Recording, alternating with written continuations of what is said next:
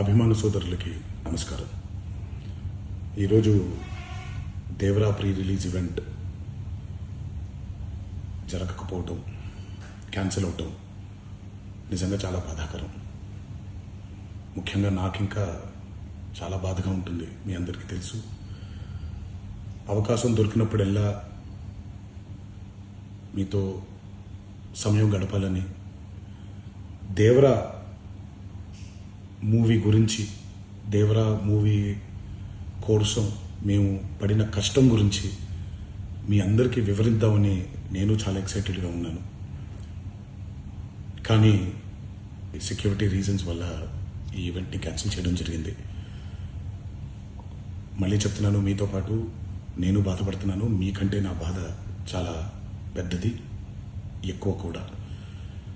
కానీ ఇది ఇలా జరగడం